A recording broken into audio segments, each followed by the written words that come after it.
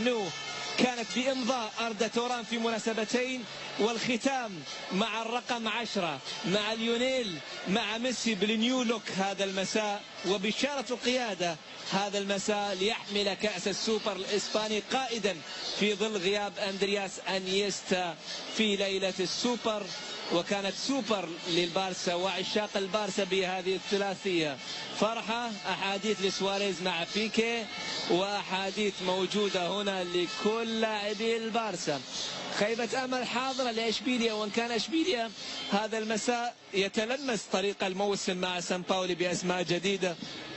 مع السيد خورخي سامباولي سيكون له شأن كما تحدث خالد بيومي بشكل ظهر فيه على الأقل في الشوط الأول، بغض النظر عن نتيجة إشبيليا قد يكون رقما صعبا في الليغا. لكن هذا المساء وفي ظل حضور البارسا بالثلاثة كان الفريق الكتالوني حاضرا ليتوج في ختام هذا المساء، ختام اليوم وهو 17 من شهر أغسطس، يتوج من خلالها البارسا بطلا للسوبر الإسباني. عود ترحيب بزبير، بنيكولا، بخالد.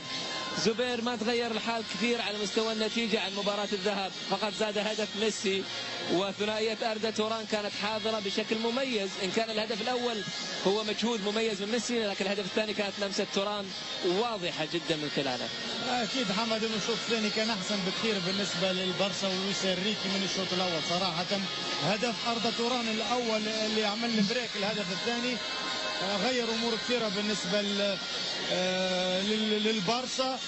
تحرك ميسي بشكل مريح، نفس مباراه الذهاب الشوط الثاني ميسي بدنيا يصير احسن وتحرك بشكل ممتاز. انا اعتقد انه البارسا كان احسن بكثير واشبيليا اسوء بكثير خاصه في الشق الهجومي.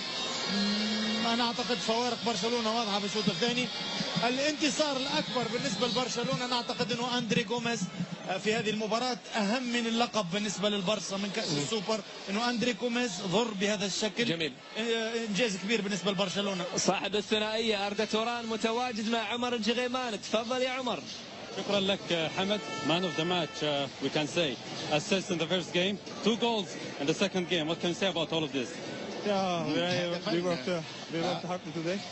كان فعلا صعبا وسجلت هدفا ليس فقط لنا لأننا نحن فريق جيد ونحن ممكن أن نسجل واحد، ولكن هذا سيد أن سجل في كأس السوبر وهني الفريق آخر نهاية الموسم. وأيضا هناك ما تلك هذا الشعور الذي يدفعك للعودة إلى هذا الموسم. نحن في برشلونة نلعب كل المباريات من أجل الفوز لأننا نحن فعلا أفضل الفرق، نريد أن نفوز بكل شيء. شكرا جزيلا. طبعا مشاهدينا الكرام كان هذا الحديث مع صاحب الهدفين في هذه المباراة. سنحاول الحصول على مزيد من اللقاءات لكن بعد أن نعود لك. محمد تفضل. شكرا لك يا عمر، شكرا لعمر جغيمان. أردا توران صاحب الثنائية تألق في أيضا الذهاب بأسيست مميز. كان عندك حديث وقاطعتك زبير، اعذرني. لا بس انا حبيت اهم نقطه بالنسبه لي في المباراه بالنسبه للويس انريكي هي اندري غوميز، يعني ظهر بشكل ممتاز جدا ويليق جدا بقيمه الصفقه اللي دفعتها برشلونه. يحسب للويس انريكي انه اقحمه في هذه المباراه، وهو ظهر بشكل ممتاز جدا. بدا صناعه الهدف الاول وبدا صناعه الهدف الثالث بشكل ممتاز جدا. بكل تاكيد اندري غوميز احد اكتشافات هذا المساء. التتويج بكاس السوبر الاسباني مع عصام عبده، ثم نعود للحديث فنيا عن 90 دقيقه كانت حاضره بثلاثيه. تفضل عصام، التتويج معك، ليله خاصه للكتالان.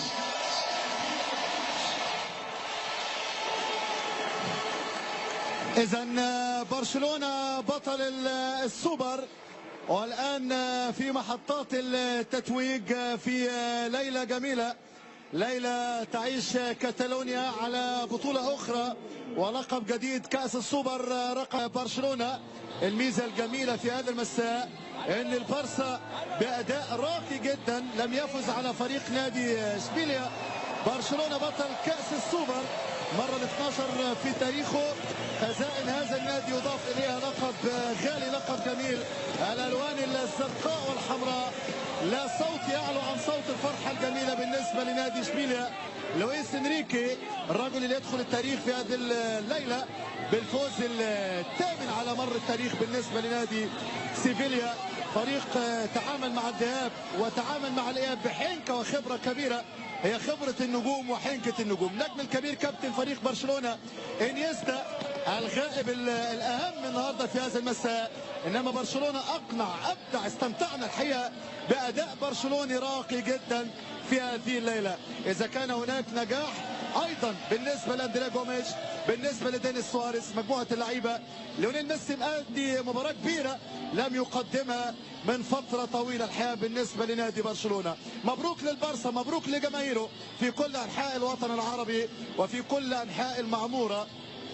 البارسا بغياب سواريز، بغياب انيستا، بغياب ماتيو، بغياب مجموعة كبيرة من اللاعبين، لكن يبقى البارسا والبارسا. ولكن السؤال ما هو مستقبل منير الحدادي، مستقبل سامبير، مستقبل بعض اللعيبة بعد طبعا ذهاب لعيبة من برشلونة لأندية أخرى.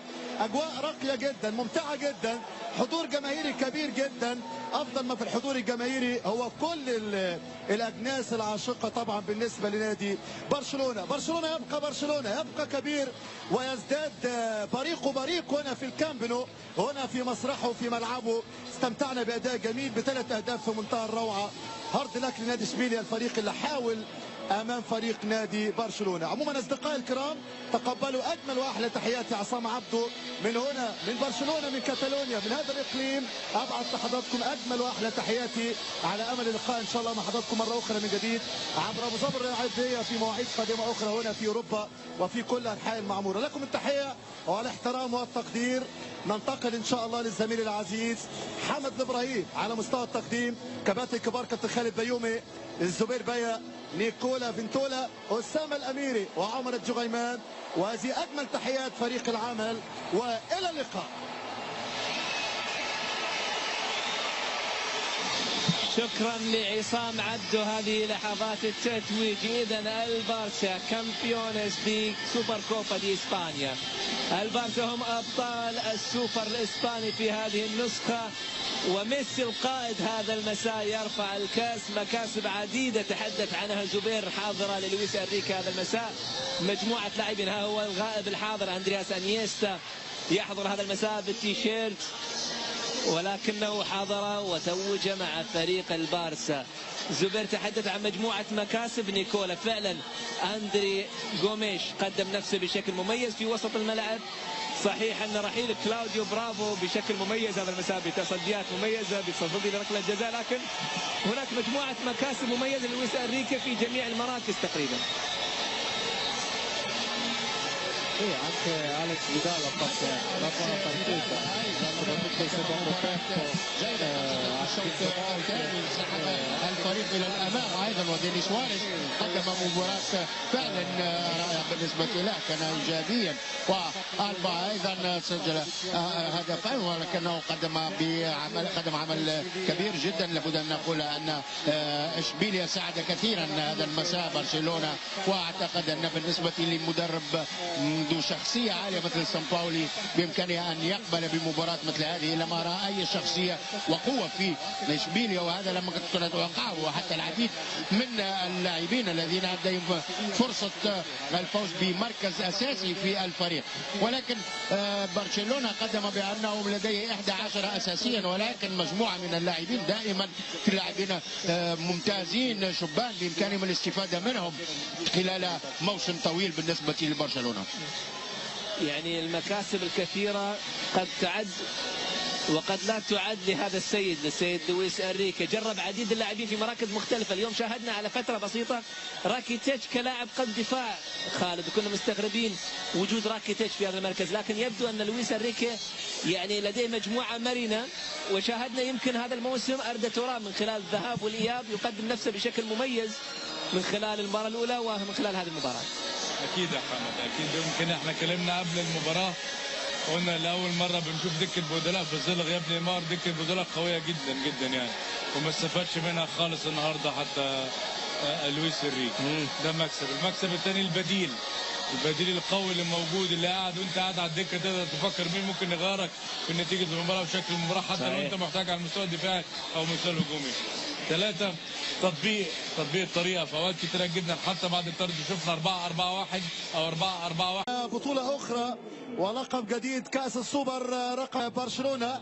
الميزة الجميلة في هذا المساء أن البارسا بأداء راقي جدا لم يفز على فريق نادي إشبيليا. برشلونة بطل كأس السوبر مرة ال 12 في تاريخه.